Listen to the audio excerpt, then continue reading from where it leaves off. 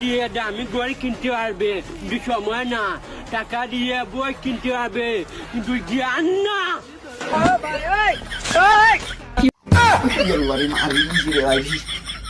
মারা দিল টাকা দিয়ে। যদি তুমি টিকটকের ফর ইউ কাপাইতে চাও, কি আশ্চর্য কথা!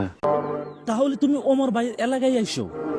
যদি তুমি বাথরুমের কমেট পরিষ্কার করতে চাও, তাহলে তুমি সর্বপ্রথম বাথরুমে যেতে হবে। এরে বন্ধু নাসির, এইটা তুই কি করলি? অল্প কিছুদিন হলে টিকটকে আসলি, আর টিকটকের ফর ইউ তুই একদিন কাঁপাইলি।